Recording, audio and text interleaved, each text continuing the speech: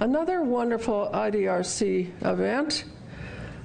Dear friends of IDRC, chers amis, c'est avec grand plaisir que je vous souhaite. I'm very pleased to welcome you here this morning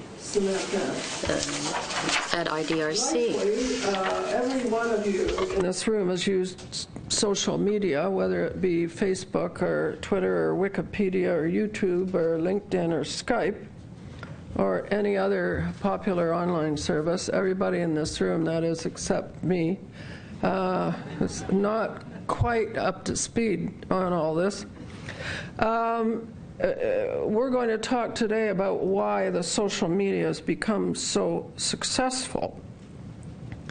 For a start, of course, these services are cheap or at most inexpensive or frequently free. And they transmit their messages instantly. But most important, the content is user-generated, and they give every individual the potential to have a voice in public affairs and in all other aspects of our chattering world. At IDRC, we have a dedicated presence on Facebook, YouTube, and Twitter, and on the photo-sharing site Flickr. And as I speak at this very podium, my words are being webcast. By giving every individual a voice, social media has shifted profoundly the relationship between different groups in society, and none more than between government and citizens. And some would make the case that it has changed the very nature of democracy.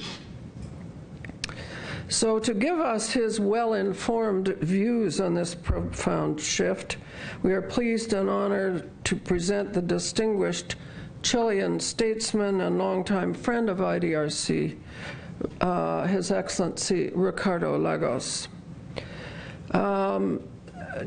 Mr. Lagos was one of a number of courageous and outspoken critics of the Pinochet regime in Chile in the 1980s, and he played a pivotal role in restoring democracy to Chile.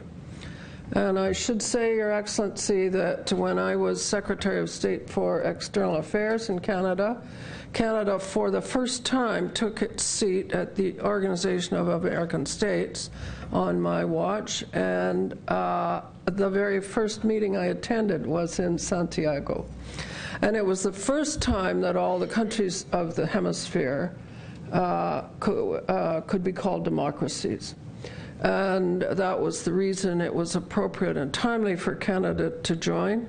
It was my first international meeting, and the first meeting at which Canada was at the OAS, so it is, in my mind, a highlight of my memories of public life. And have followed events in your country with great interest, and indeed your presidency of Chile from 2000 to 2006. During your tenure, you combined a passion for free market economics with progressive social policies aimed at addressing deep-seated inequalities, and something that Dr. Lagos did with remarkable success. His government aggressively pursued free trade agreements while also reducing poverty, shortening the work week, extending compulsory schooling, and introducing Chile's first divorce law, among many other reforms. I don't know that everybody would call that a reform, but many of us would. Dr. Lagos also provided the leadership to guarantee freedom of the press, a mixed blessing, respect for the opposition, and transparency with the use of public funds, allowing Chile to evolve to the open society that it is today and respected around the world.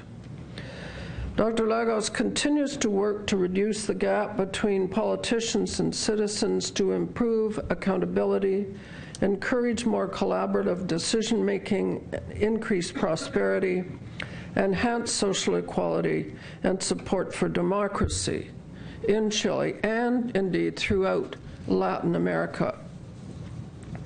His nonprofit Foundation for Democracy and Development is a current IDRC grantee investigating political legitimacy and accountability in the age of social media. So it's fitting then that Dr. Lagos will speak today on this topic, social media and the emerging middle class in Latin America. Note that he has kindly agreed to take questions at the end of his presentation, and those will be moderated by Jean Labelle, the Vice President of Programs and Partnership of IDRC. So let me then welcome Ricardo Lagos back to our IDRC, not here for the first time. And Dr. Lagos, we look forward very much to what you have to tell us. I still think of you as Mr. President, so.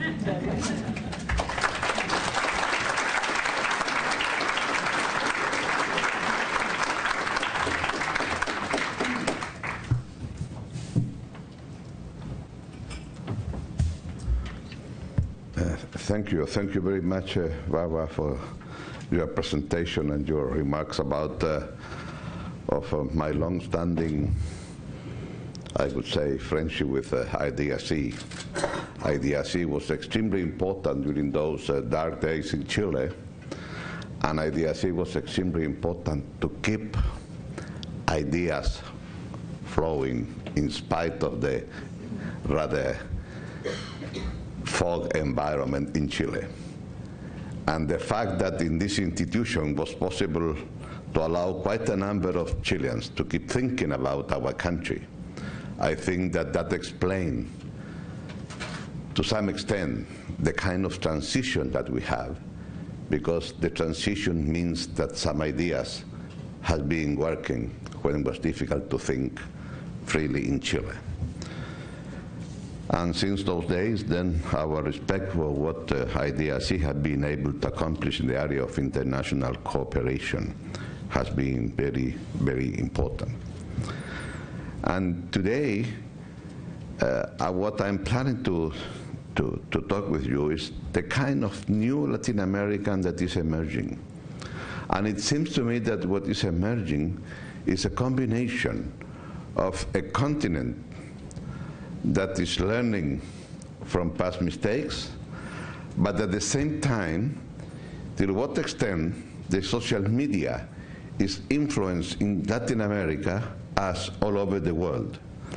And therefore, I think that there are two major elements in what is emerging in front of us.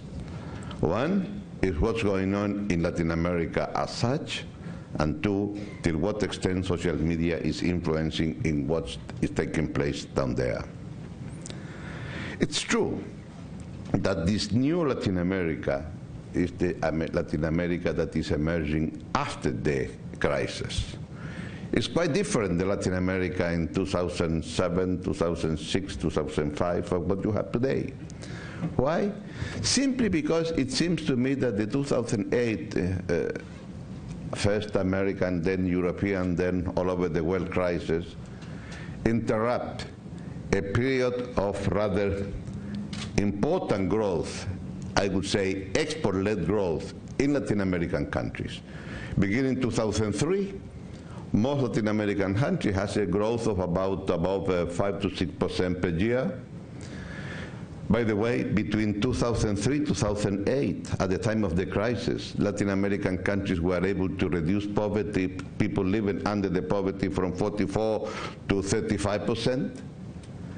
And then right after the crisis, in 2009, we have some downturn. Growth in Latin America was 2%. But then 2010, there was a recovery. And then the big issue is that now, in the major Latin American countries, well, I would say that all of them have been able to learn from past mistakes. all of us knows that how to run a financial sector. The financial sector in Latin America, the banking system in Latin America has no problems at all. And the rules of Basel I, Basel II, Basel III are already implemented in most of our banking system. And let me tell you that after a decade of growth in the region, well, there has been rather constant reductions in poverty. Nevertheless, what you have today in many countries is some sort of malaise, social unrest. In my own country, what do we have last year was very clearly a society that is not quite happy with where the things are. And then the big issue is, why is that happening? Why is that a region that has growth? And that, let me tell you, and this growth, is this social unrest is in Chile. This social unrest is in some rural areas in Peru. It's in some students' movement in Colombia. It's in Brazil with regard to the demands of a new emerging middle class in Brazil very rapidly. To some extent, what's going on in the elections in Mexico this year is going to take care of this new situation. Now, what are the facts? The facts, I would say, is that after the crisis, there have been a lot of changes at the global level. The replacement, quote unquote, of the so-called G7 by the G20, what that means? Well, a new reality in world affairs from the point of view of international economy. But let me tell you, in that G20, for the first time in many, many years, you have 3 Latin American countries. And if they are supposed to speak, but they are not for the time being, but if they were able to speak with one voice, well, you are 15% of a G20, which is not bad, at least in arithmetical terms. Nevertheless, in addition to that, most Latin American countries, the major ones, are very close to the yardstick of the $20,000 per capita income. Well, here you have, well, Uruguay is one example, Argentina another, Chile another, and I would say that those 3 countries are going to be close to the $20,000 per capita income during the next 5 years. And if we are to believe the International Monetary Fund, then in the next decade, that yardstick is going to be approached by Brazil, by Colombia, by Peru, by Mexico. Needless to say, Mexico during the next 6-year term of the next president is going to be in that rule. And why I'm putting some emphasis in the $20,000 yardstick? Simply because we have been able to reduce poverty. We have been able to improve social and economic indicators in the region, life expectancy, infant mortality rate, average years of schooling, mental illness, homicides, etc. All those social and economic indicators are improving if you are improving per capita income, plus very important, very well focalized social policies. And we have learned to some extent how to do that. And because you have increasing per capita income on the one hand and social policies quite well focalized on the other, then you have been able to reduce in substantial amount people living under the poverty line. What that means then? Well, that means something that I think is extremely important. And this is the major challenge in the region. That after you reach the $20,000 per capita income, the relationship between per capita income and social and economic indicators becomes very loose. And what the experience of those countries above the $20,000 per capita income is that what really matters is distribution of income rather than per capita income. And you can have a per capita income of 20,000 or 40,000, like our neighbor down south, And then doesn't mean that those with 40,000 are much better than those with 20,000 in terms of social and economic indicators. And what really explains how are you doing in social and economic indicators is distribution of income. And if you fit a relationship between better distribution of income and better social and economic indicators, the correlation is extremely high. And this explains why you have then the Japan with the longest life expectancy in the world, but still about 1/3 less per capita income than United States. Or you have New Zealand with a much better life expectancy than United States. And even though New Zealand, of course, has not the $40,000 that has in the United States. And therefore, the big issue from the point of view and the #1 challenge for Latin American countries is that, yes, we have been successful reducing people living under the poverty line. We have not been successful reducing inequalities measured in per capita in distribution of income. And therefore, if you say, what is the #1 challenge that you have now in the region, is how to learn to improve distribution of income. And we have an extremely unfair distribution of income, either measured by the Gini coefficient, either measured by what is the average income of the highest quintile or the lowest quintile in the region. The median between the highest and the lowest is about 14 times in Chile, 14 times. In the United States is 8. In Japan, less than 4. The highest media of income of the 20% highest and the lowest. So here I would say probably is the major element where we will need to take into account. It's true. We are going to have an export-led growth. It's true. Our growth rate has a lot to do with what's going on in Asia, particularly in China. All that is true. But the big issue is, are we going to learn from that? Are we going to learn that given what's going on in Africa, the kind of growth that we are having, the sunny days that we have in Latin America, are we going to be able to use those sunny days in order to be able to make necessary changes to improve our distribution of income? And therefore, I would say that here is where I would like to add the second point with the social media. Why? Because social media, I think, represent an extremely important element in terms of what's going on with regard to social media and public policies. Why? Because politics is changing.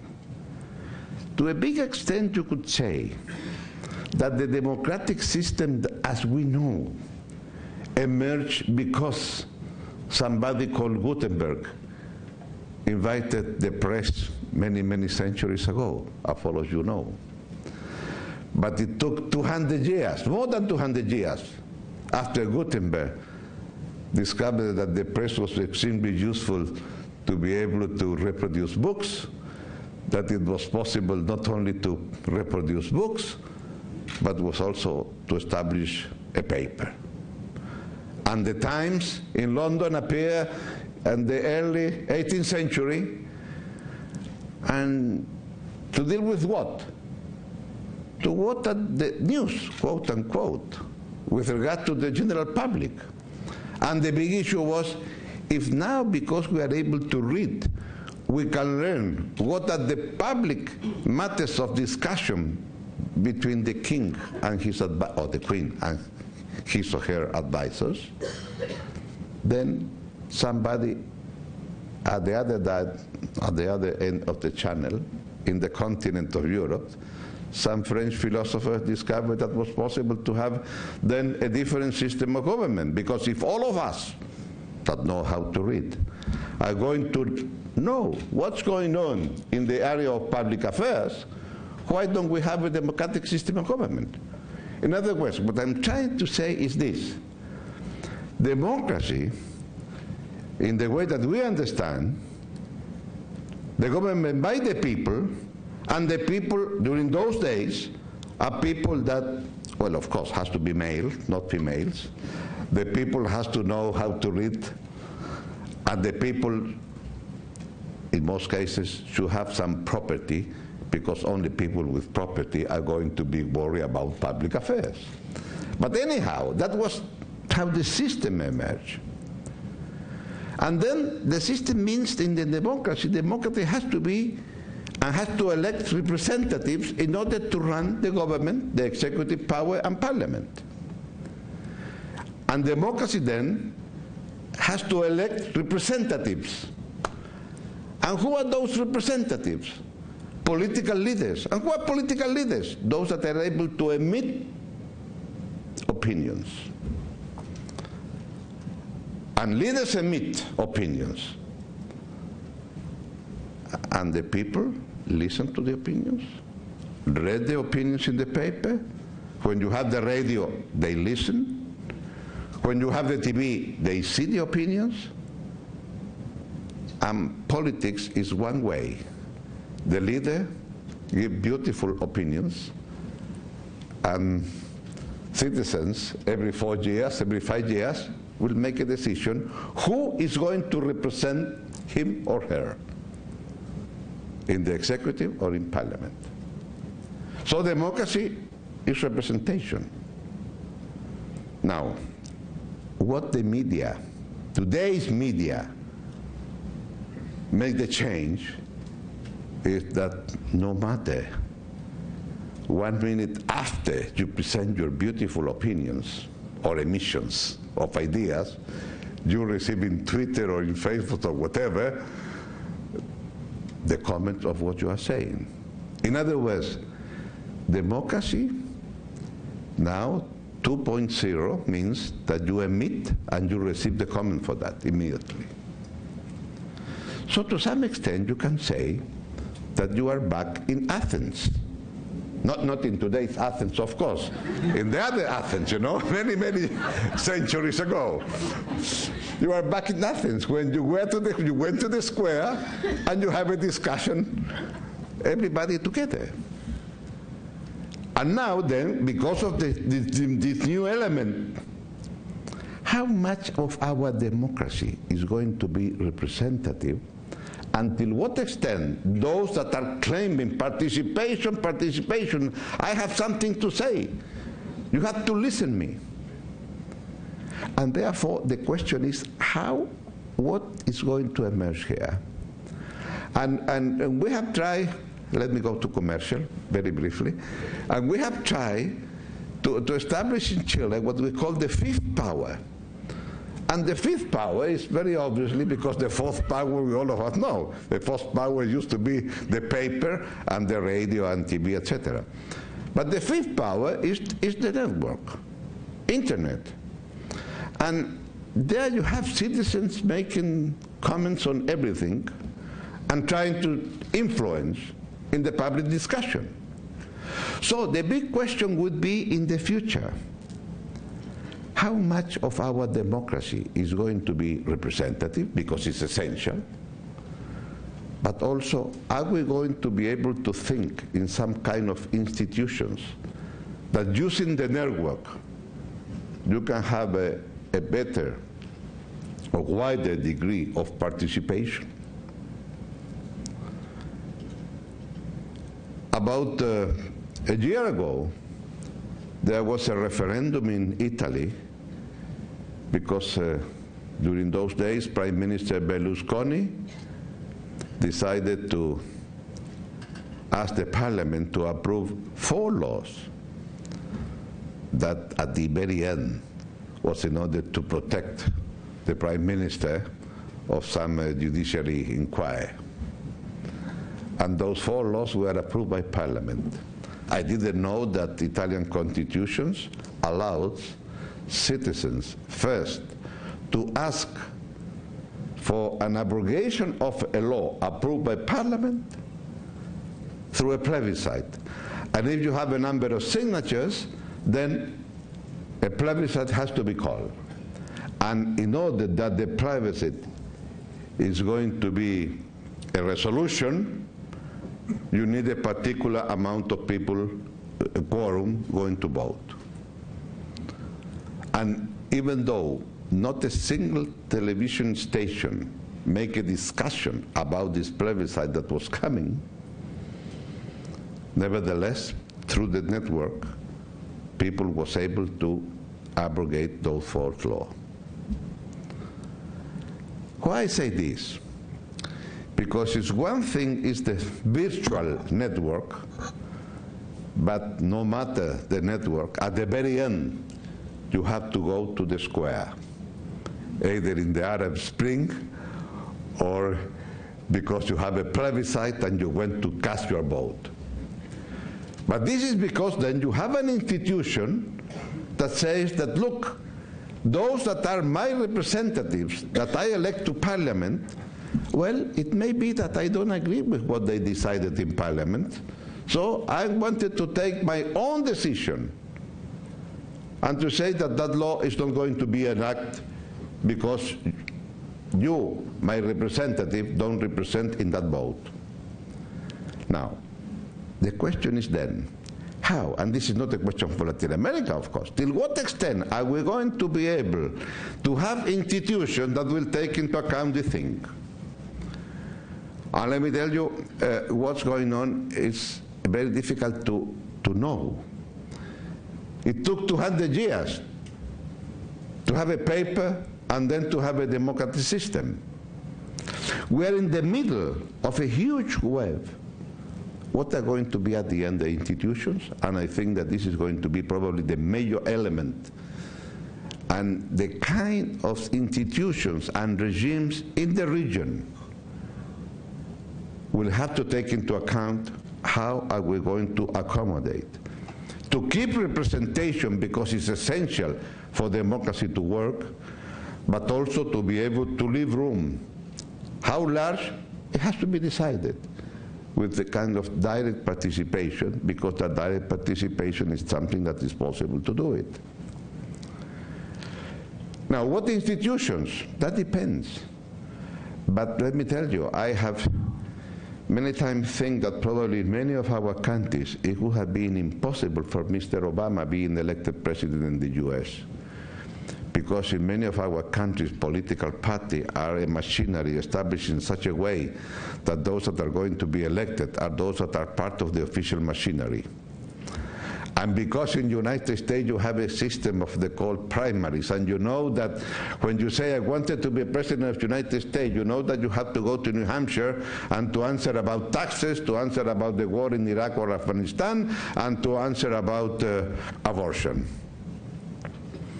So you know that you will have to go to discuss issues, not processes, issues. And then that kind of institutions then open a different thing.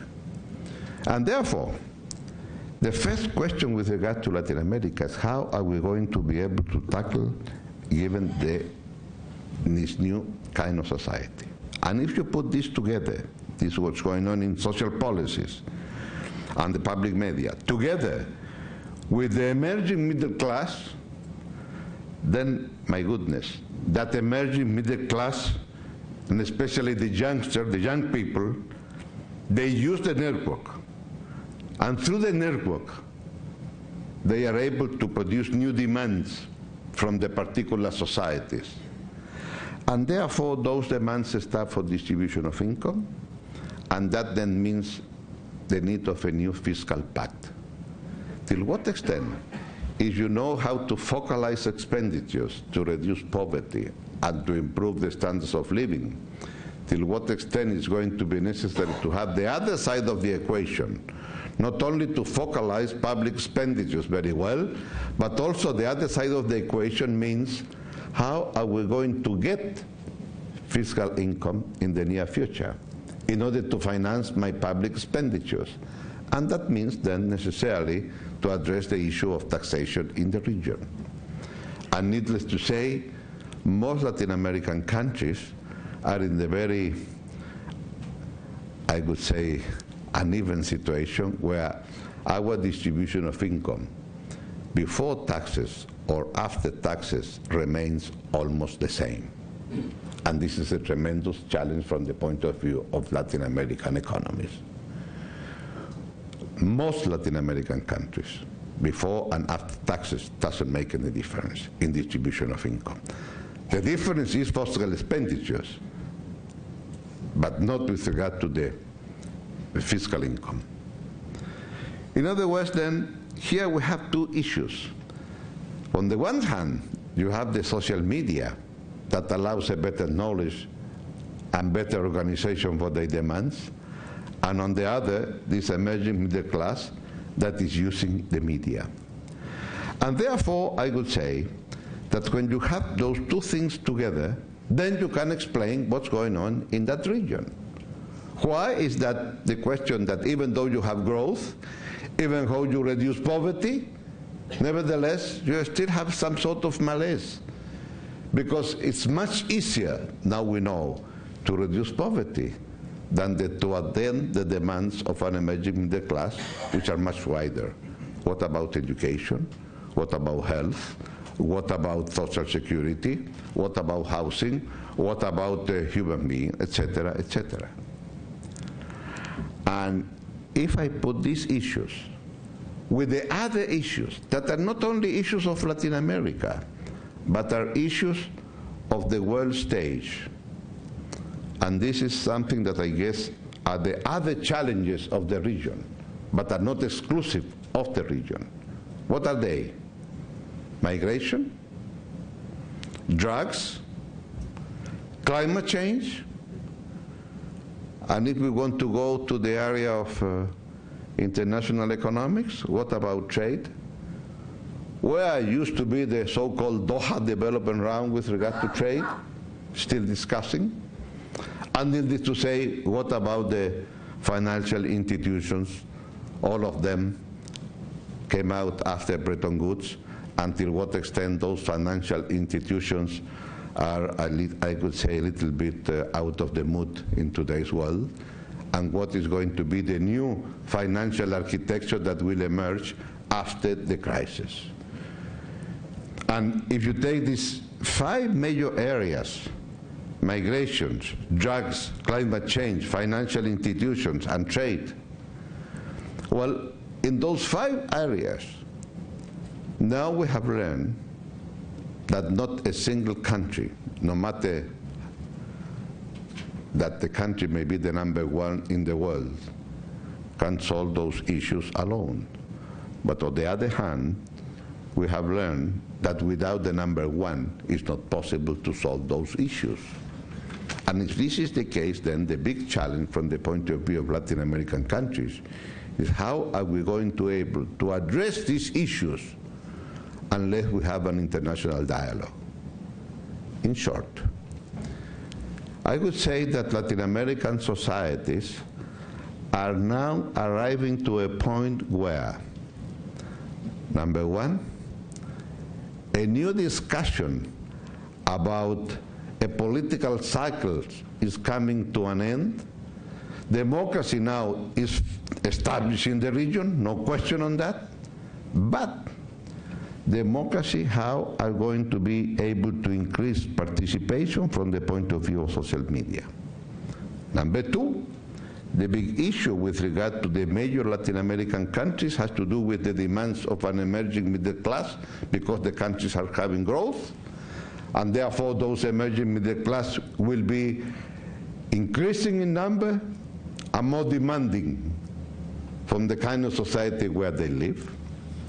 #3, because of those 2 issues before, the media and the emerging middle class, more demanding, a new kind of social arrangement are going to be necessary in each of those Latin American countries in order to improve distribution of income and in order to have a new fiscal pact, in order to be able to face the demands of that middle class that is emerging. So it's a different picture. But in that different picture, what at the end you have today is two kind of paradigms. The paradigms of a society built around like the United States, and a paradigm of societies built very much like the Europeans. Yes, I know. It's not a good way to talk about Europe today, and it's very difficult to put all those Europeans together. Either you want to talk about the Scandinavian countries. Well, I always say that in Latin America, we would like to live like people living in Scandinavia, but paying the taxes that they used to pay in Africa. And I think that doesn't fit the model, you know? So we have to think another way. If this is the case, then the big issue is, nevertheless, either you're talking about Scandinavians, some other Europeans, or the Mediterranean countries that are not very fashionable these days to be like a Mediterranean country. But all of us will understand that you have in many areas like education, health, and social security, a different kind. Either you go through private insurance, or either you go through more public answers to those areas. And therefore, from this point of view, I think that in many Latin American countries, this is the real discussion. Where are you going to address this new kind of demands, and what society will emerge? Very much like Europe, or very much like the United States? And I keep thinking that why we don't make a look northern of United States. Until what extent what you have been able to have here in Canada is some sort of a mix of what you have in the US and what you have in Europe. Until what extent the kind of society that you have here is an answer to many of the questions that we have in Latin America. In short, what I'm trying to say is this: look, it seems to me that now many of the issues that we are going to approach in the near future are many of the issues that are now in the agenda of many of today's developed countries. And given the crisis, the question is coming over and over again. How much regulation in the financial sector? How much going to do with regard to trade? How much, etc., etc. In short, and to conclude, I would like to say that you have a new Latin American emerging after the crisis with different themes and different problems. Societies that are becoming much more complex than we used to be having in the past. It's not a question of rich and poor, it's a question of how are we going to arrange these middle classes that emerge in the region. And this means then that the big issue is how a new paradigm emerge in the region in order to face these challenges. And keeping in mind that quite a number of the current challenges of the region are the challenges that are going to be solved in a multilateral arena and not within our own countries. And therefore, the big issue is how are we going to be able, as Latin America, to address those international challenges through dialogue. In short, I'm optimistic about the future in the region, but at the same time, I realize that the kind of challenges that we have are new challenges that is the byproduct of having a good growth, but now the question is, growth is not enough if we want it to be developed. And to be developed, we have to address those very important issues. Thank you very much for this invitation. Thank you.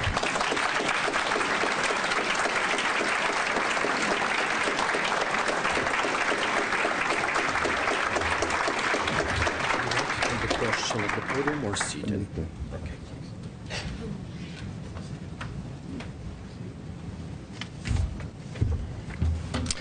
Thank you very much, His Excellency, Dr. Lagos. As our chair of the board was saying, it's a pleasure to welcome you all. We are a big audience, so let me set a few rules before we get into the question and answer and give time to Dr. Lagos to have a sip of water. First of all, I will ask you, as you go to one or the other of the microphone, to identify yourself as well as the organization. Please try to be brief and succinct. Given the topic of the day on social media, you know that Twitter limits you to 140 characters. I will not count your words. I will not count the characters in your question, but if you can be brief and succinct to the point, that will give the opportunity to everyone to engage with Dr. Lagos directly. We have also a web audience that is out there and can contribute to the conversation by sending messages that we can read on the monitor or question on the monitor. So the same rules apply. Please identify yourself, your organization, and be very succinct. Questions that are 2 paragraphs long are unlikely to be asked to Dr. Lagos. I will take 3 questions at a time to give sufficient time for preparation of the answer, and will use my moderator privilege to interrupt you if I feel that you're going for too long. And we shall wrap this up around 11:25 because there's other activity that are following up. So with those rules said, we shall start, and feel free de demander vos questions en français. Do not hesitate to ask your questions in French or in English because we have interpretation services that are provided. Mark Farron, the private consultant demographer. Muchas gracias, señor presidente. Sea otra vez bienvenida en esta casa. I appreciated very much your presentation, and you're tantalizing us a bit by pointing to Canada as kind of this middle ground paradigm evolving somewhere between USA and Europe. I would like to share your positive orientation and enthusiasm in that direction. My question is in context to, you're talking about redistribution policies. You seem to put the accent on redistributing income, but you did make that important declaration that a country could have $20,000 GNP per capita, but have a better quality of life, a human quality of life, than one with a higher GNP per capita. And that brings me to the question. Here yesterday in the Globe and Mail, our so-called national newspaper, had a very much of an editorial comparing the situation of social unrest in our province of Quebec next door, and comparing it to Chile in terms of what's the nature of the co-financing between student post-secondary education coming from the individual or family and coming from the state. And there are great variations. Norway is often mentioned in Quebec as an example of fully free. So what's your thinking as a Chilean public policy person? Is there kind of a balance there that we should try to seek in between fully free and fully pay? Thank you very much. Next question, sir. Thank you very much. I am Ambassador Musa Mohammed, caregiver affairs of Sudan in Canada. This had been an year and heart-catching what His Excellency former President Lagos has presented. I have 2 points. I think most of what you said about Latin America is we are witnessing in our continent, Africa. And I have 2 points. Number 1, I think it is convincing that you have cited the division of income as a major killing to Latin America now. But I did not see any mentioning for inflation. Inflation. Yeah, because I think it is a very important factor, because if the per capita or so and so, it is even more than 20,000, and you have 80% or 70% or 40% inflation, that do a lot. Secondly, I think I agree with what you said and many others in the world about the role of the social media whether in the developed or developing countries in Latin America or in Africa or in the Middle East. But I think it is exaggerated. Yeah, I think in particular concerning the developing countries, whether in Latin America or Africa or the Middle East, I think it would be more pertinent to talk about the media. For instance, the satellite channels play a bigger role to me, as I think, than the social media, because just see how is the literacy in the Middle East, in Africa, in Latin America, who has access to this social media. Thank you very much. Thank you very much. And we're going to take a last question for this round. Sir? My name is Bob Thompson. I'm part of the organizing committee of a conference on degrowth that was held in Montreal in May. And I have a question on, given that 80% of our energy comes from 300 million years of photosynthesis in the form of solar energy flow, and we've used all of that up in 300 years, and the fact that on a finite planet we can't grow infinitely, what do we do in a post-growth society? Because growth is very quickly becoming something at the very end of possibilities. And I also just wanted to mention that as a CUSO volunteer in Peru in 1969, I saw a copper telegraph line go into a village that was one day on horseback away from the nearest road, and in 2008, I was part of an evaluation of the Transnational Institute in Amsterdam, and I was given information that showed that between October and December of 2007, someone in that village accessed the TNI website in Amsterdam 37 times.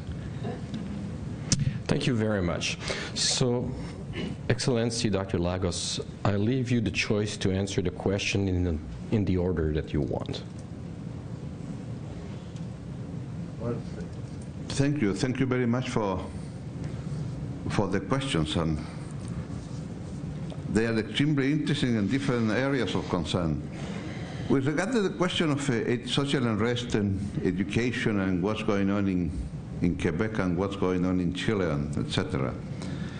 And I have learned that probably people is complaining in Quebec, no matter that they told me that probably what you have to pay in Quebec is not as huge or as big as in some other parts of Canada. But the question, I think, has to do mainly with, at the very end, there is no free education. Education has to be paid. The question is going to be paid through taxes that all of us are going to pay, or is going to be paid by those that are going to school after high school, if we are talk about the higher education. And therefore, this is a discussion that we already had, of course, in Chile. And when students are asking free education, what they say is, look, we would like to have education financed through taxation. Now, I went in Chile to the University of Chile, and at that time was free, in a sense that was paid by taxes from the government. But needless to say, of course, the number of people that used to go to the university was very small. If we're going to put things in a different perspective, in today's Chile, 60% of those that belong to the highest quintile end up at the university, and now it's close to 70%. But the lowest quintile end up going to the university is no more than 15%. Okay? 15%. Now, why I say that protest that we had last year was particularly and mainly a middle-class protest, unrest, because those that belong to the lowest quintile normally will get a scholarship provided by the government. Nevertheless, if you are above, let's say, $2,000 per month, you will not be either for a scholarship, and you will be given some credit. But the rate of interest of that credit is extremely high, and therefore it's going to be very difficult for you to pay for that. In short, those that were making most of the noise last year in Chile was this new emerging middle class, because they couldn't afford to pay tuition. Or if you get a credit, and let me tell you, credit was introduced with the guarantee of the government in my term. And students are complaining what you did. And I say, look, I did what I could do because I was unable to increase taxes. It's very simple, the question. And therefore, either you pay taxes, and this is why I think that now, to accept the demands of an emerging middle class means what kind of society are you going to build? And therefore, it's new demands, much more difficult to fulfill. And therefore, what you have here probably is something very much like that.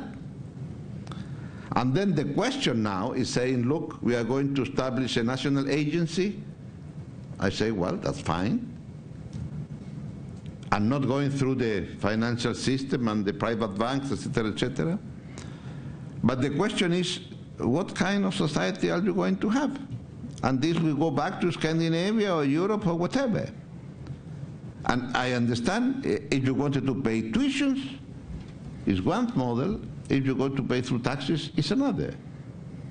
But I don't think that it's correct to say to have a fee or fully pay education, because at the end, everybody has to pay for that. Now, I would rather prefer to pay through taxes, but that's another story. I can understand the other system, and the other system will work as long as you are able to give enough scholarship. Now, with regard to the question of Africa, I'd like to see a study beautifully presented by OECD. That they say that there are 4 different speeds of growth. One is the growth speed of the OECD countries, period. Number 2, those countries that are converging. This is countries that are able to have a speed the double the growth rate OECD. And those converging are most Latin American countries and quite a number of Eurasian countries are converging. The growth rate is the double. There are the third category of countries that are battling because they have a growth higher than OECD, but not the double. And then the poor. Now, if you use this category, during the last decade of 2000-2010, most African countries are converging. I mean, it has a growth rate the double of the OECD, which is the good news. Now, it's true, I didn't mention the question of inflation in the case of Latin America, because with the exception of Argentina, for some other reasons, in most Latin American countries, the question of inflation is not a question anymore. I mean, we have been able to have an economy run in such a way that the rate of 30% or 40% inflation doesn't exist anymore in most countries on the region. There are some different things that, like the case of Venezuela, which is different, but in the others it's not the case. The other question with regard to social media, you mentioned something that's extremely important, is what about the gap? I mean, this is going to be a digital gap? Because are we going to reproduce those that know and those that do not know to read and write? Now, that gap is going to be reproduced in the web? Those people that have access and those that don't have access, until what extent then social media is going to be or not? The question is that most of those emerging middle class has access to the media, and therefore they know very well what's going on. Let me give you an example. If you have a system of private security and the pension funds, when those pension funds go to the market, and those pension funds are going to be able to buy some bonds, and the bonds will pay inflation plus 5%, they say it's a beautiful way to make an investment for the pension fund. Inflation plus 5%. Nevertheless, one of those bonds are issued by retail, huge retail, let's say, Macy's or whatever. And then you go as a consumer, you pay with the card of that retail store, and they will charge you inflation plus 30%. But now, because of the web, you know, and say, how is that? With my money, they have a inflation plus 5%. And when I go to that retail store, that I'm part of the financing of that retail store with my money for Social Security. And they charge me as a consumer inflation plus 30, I don't like this model. and this they learn where? From the web. That's the question, you know. In the past, you went very happy, and what is going to be what I have to pay monthly? I want to have a new plasma for my house, and that's it. You never bothered to ask what is the rate of interest. Now it's different. And they complain, you know. And I think that it's right for them to complain if this is the case. So this is the kind of question that I do think that is making a change. Now, what the question of Peru, I think that you mentioned, I think that in the case of Peru it's very interesting because Peru is one of the success stories in terms of growth. Nevertheless, the kind of growth of Peru, because it's very much mining oriented, then I read somewhere that to create one job in that kind of mining, normally you have to invest $1 or up to $2 million per job. In other words, it's extremely intensive in capital, and therefore you can have very nice growth rate, but very small employment improvement. And this probably explains why, in some cases with this kind of growth, you may have a nice growth, but very unpleasant numbers with regard to what is the employment in that particular country. And it's true that now things are changing in Peru, but in the beginning, in most of the last 10 years, Peru has been a success story in terms of growth, but given that kind of growth, it's not creating enough jobs. Yeah. Thank you. Now, we're going to move to the left-hand side of the room. And before we move to the microphone, we have a question from Luz Madronero that asks you, Dr. Lagos, do you think that the social media means the end of the confidentiality in the public policy? So that would be one of your questions, and I'm going to ask you for a question, please. Well, thank you for that question coming from, yes? Yeah, one? And we're going to go to the microphone, and please. we'll answer this question in the next round. So, sir. Yeah, I'm Irvin Waller. I'm a professor at the University of Ottawa that works on how we can get governments to reduce violence in the Americas. And I have a very simple question for you. You referred to the drug issue.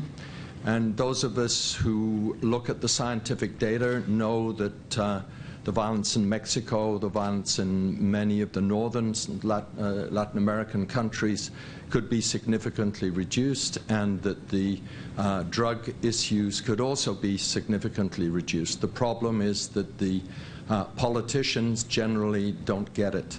So what is your advice on how to use the social media to help these politicians get more in touch with informed and general public opinion? Thank you. Madam. Cristina Rojas, professor at Carleton University. Thank you for bringing the new voice and the new image of Latin America, and for IDRC to allow this opportunity to happen. My question refers to the last remark that you made about the two paradigms that Latin America is choosing right now. And I think that there is another paradigm that is the pensamiento propio latinoamericano. And I think that's a very, very important point in the region. And Chile, ECLAC, and has played an important role. And I think also the new voices of indigenous people are part of this recovery of what Latin America means. And giving place to this voice is one of the issues about income distribution and other forms of discrimination. Thank you very much. Please. Thank you, Dr. Lagos, for a fascinating presentation. I'm Adriana Gouveia from the Department of Foreign Affairs. I was wondering if you could say a few words about the issue of corruption in Latin America. I was wondering if you could say a few words about the issue of corruption in Latin America and the challenges that it poses to the changes that you have described that are underway, and the changes that still need to take place towards more equitable societies in Latin America. Is there a role to be played by social media? And do you see any change going on that front? Thank you. So for a question, one on confidentiality of public policy, drugs, indigenous people, and corruption. Dr. Lagos. Well, it seems to me that the question of confidentiality in the area of public policy, because of social media, is simply because the access of social media and what you put in social media, there has been in many cases where people is asked to present to the social media cases of public policies that are in the process of being made. In other words, right now in Chile, the question is, the emails, for instance, are part of the private mails, or the email, because you are using the web, is public and has to be public? And right now, this question is being discussed at the Constitutional Tribunal in Chile. So the issue of what means by confidentiality, given the social network. And it seems to me that there is no question that the question of accountability is going to be much bigger because of the social media in general. And I would like to put this together with the question that you made, the last question about the corruption. Because the question of corruption has a lot to do with accountability, and the question of corruption has a lot to do with institutional building. As long as you don't have institutions and rule of law, then area of corruption may emerge. But if you have institutions, if you don't have a very free way to handle things in a particular country, I think that corruption will come to an end. Now, I understand that the case of corruption in the region has a lot to do also with the question of what about some other areas of criminality, and this takes me to the question of drugs. I sympathize and I very much agree with a document that the 3 former presidents of Latin America published about a year ago, and the first sentence of that document is, the war on drugs is being lost and will be lost with the actual system. And this coming from President Cedillo from Mexico, from President Cardoso from Brazil, from President Gaviria from Colombia, has a lot of weight. And now there is a global commission, and among others with Kofi Annan, saying that it's necessary to make a revision to the question of drugs policy. The big issue is that this is a case where it's not possible to solve the issue in a particular country. If you want to say, look, I would like to make a distinction between the hard drugs and the soft one, and the soft one are, for instance, marijuana, and I want to make that the consumption of marijuana is not a crime. Well, if you do that, and if you want to say, look, and I want to legalize marijuana in my country because it's as dangerous as having a cigarette, and as addictive as a cigarette, as tobacco, and therefore I'm going to legalize that, well, that country is going to be the capital where marijuana is going to be traded, not only in that country. Look what's going on in Holland, you know, that now people from countries close to Holland go there just to buy marijuana. And now they are trying to say, well, we are going to make a register of who lives in this city in order that only those living in this city can buy marijuana, etc., etc., etc. And when that you say that marijuana is possible to have for your own consumption, then the question is, can I have marijuana in my garden? And what is going to be the size of marijuana crops in my garden? Because it's only for my consumption or my friend in the next house. And then you have the problem, you know.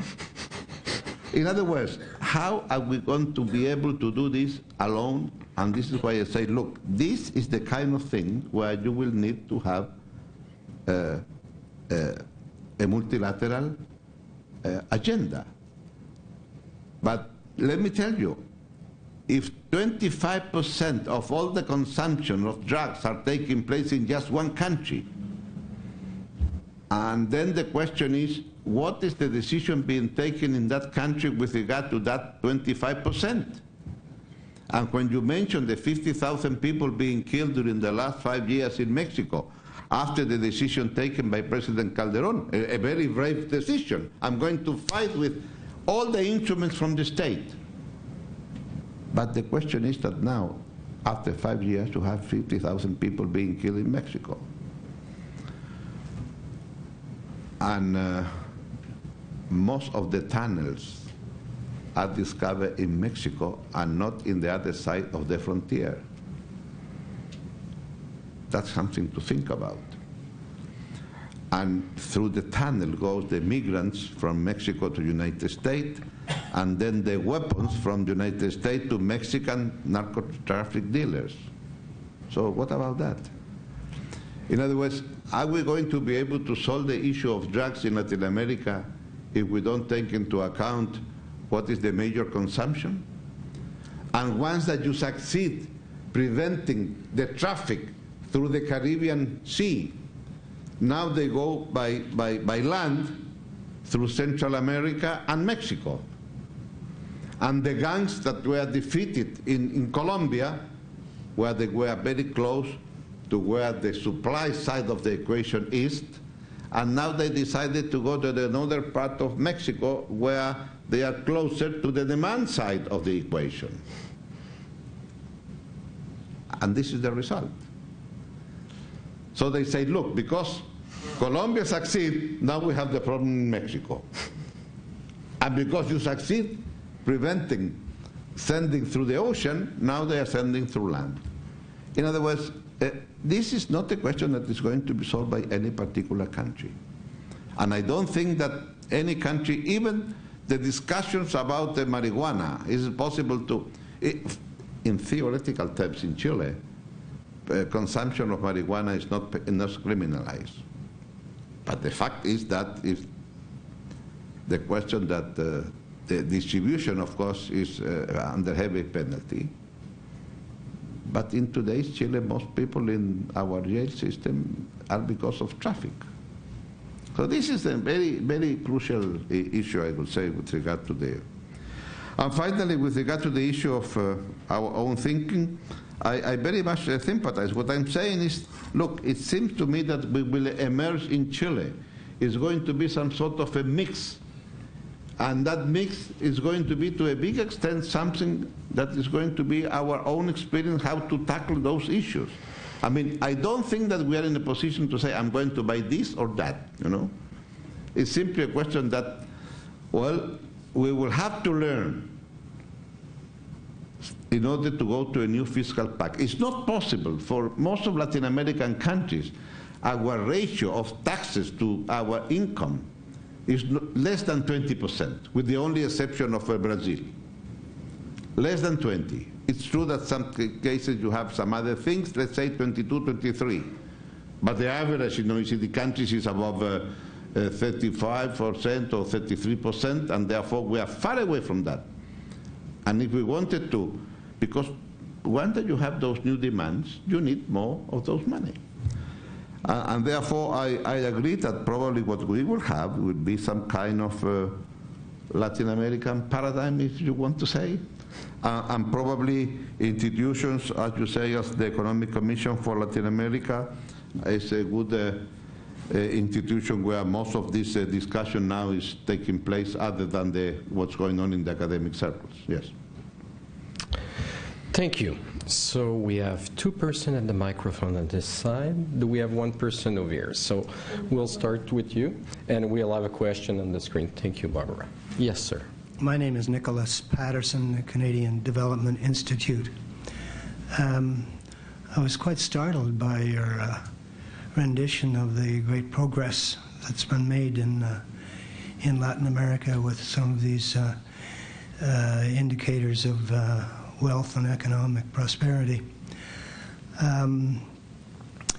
One area that I was wondering about was maybe you could bring us up to date with the status of the contributory self-managed pension fund idea, which Chile, I think, is one of the most advanced practitioners of. And I'd be interested to know about that. Thank you. Sir? Hi, thank you very much for your talk. My name is Jirabat Wisramimo. I'm a researcher from the Ottawa Hospital. And I just want to bring up a point of the age of social media and the age of mass popularity. I'm from Thailand myself, and in Thailand, the majority of us Thais do not have post-secondary education. Now, it seems to me that everyone has access to social media. And the problem that I see is we're at risk of making uninformed decisions through social medias. Do you think there should be measures or some sort of control as to who should have a say and who should direct the direction of social media? Thank you. Thank you very much. And we'll go directly to the screen. And given that we're truly an international organization, we have Eliana Quiros from Bolivia that is writing to Dr. Lagos. ADB has informed during the last days that the broadband penetration in Latin America is only 18%. So we can understand that this gap is shaping a democracy with hyper-connected and hyper-participating citizens and others who are silent. What are the implications of this fact? I think that's a very good question. Sir? Yes, my name is Michael Shkolnick with United Nations Association in Canada. Years ago when I studied Latin American politics in school, I came across an article in Maclean's magazine here in Canada that credited Pinochet-era macroeconomic reforms to Chile's current economic success story. And as an outspoken critic, I would like you to address some of that and if we can learn from any of his economic reforms. Thank you very much. Thank you. Dr. Lagos. Well, let me start with the issue of what has been said here about the broadband. I think that probably the major element is with regard to the issue of what is going to be the gap in the digital area. And it's correct when you say that the broadband penetration is only 18%. And therefore, Eliana Quiros from Bolivia is saying that, look, what kind of democracy are we going to have? Once of the part of the population hyper-connected and hyper-participating citizens and others who are not. What are the implications for that? And that's exactly the point that I was making. Those that are more connected are the emerging middle class. That's the point. And this is why they are so vocal. And this is why they are so active, because they are able to communicate to each other. Now, this is not to say that the public policy has to make in favor of those that are not. I used to say, look, my grandchildren go to my house, say, hello, Dad, hello, Grandpa, and go to play in the internet. Now, the question is, in how many houses in Chile kids can go to the grandfather, go to play with the internet? And therefore, if you don't have internet to your grandfather, then you have to have internet at least in the school where that kid is going. In other words, you have to distribute more computers and internet access to those that has those elements in their own houses. So if you want to have equal opportunities, you have to start the issue in school. There's no question. Now, after saying that, I would say that what about the issue of contribution with regard to the idea of pension funds in Chile. And I would like to put this together with the question of Pinochet and economic reforms in Chile. The contributions of private pension funds in Chile has been important. In what sense? In the sense that solved the problem of 50%. But the other 50%, either because wages are too small, or either because you have some period where you have been unemployed, the question is that you will not get enough pension funds accumulated in order to guarantee a minimum pension fund for the rest of our life. And then the big issue is that if you accumulate for the next, let's say, 10 to 15 years after retirement, what if you live longer than that? And then this is the reason why now it was necessary to put what they call the solidarity pillar in the social system in Chile, and solidarity pillar is financed through taxes.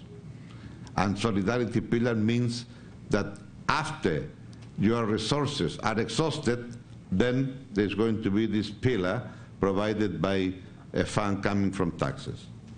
So it is not as beautiful as used to be to think about, that you solve the problem. I remember that in a meeting with the so-called progressive governments, I was in a meeting with Blair and Schroeder, and Schroeder asked me a question very similar like yours, and I say this, give the answer, this solve the 0.5%, 50%, and Schroeder say, I wish that at least 50% of my pensioners are not going to pay by the government by themselves. In other words, that, you know, that depends what side of the equation you are. No? But nevertheless, I would say that it's working, but it's working with that question, that you need a solidarity pillar, and that means taxation. And with regard to the issue of Pinochet and the economic reforms in Chile, I could say that in terms of opening the economy, it's true. The economy of Chile was open during Pinochet. Why we decided to keep the economy open? Because we are in a small country, and we are in a small country, we have a small market, and we have a small market, we wanted to have a bigger market to produce more. And that means that you have to be prepared to compete abroad, period. Now, one size doesn't fit all. We have a negotiation with the United States, and in many areas we couldn't succeed, like anti-dumping. Well, we decided not to discuss anti-dumping once the United States told us, look, we didn't change our anti-dumping legislation when we discussed with Canada and Mexico. Do you think that we are going to change our anti-dumping legislation because we are discussing with Chile? Well, it sounds for me a very strong argument, so I say, okay, let's discuss anti-dumping then in Doha. And the following week, the same people that was discussing with the United States when you are in a small country were discussing in Doha. And in Doha, then, we decided to have a group with our European friends and with the Japanese. And that was different. And I received a complaint from the US why Chile was so active in Doha working with Europe. And I say, well, because this is what we agree, you know, that anti-dumping was going to be discussed at the multilateral level, and we are discussing at the multilateral level. This is to say what? This is to say that in the case, for instance, of Brazil, well, Brazil is stronger to defend the huge, large internal market.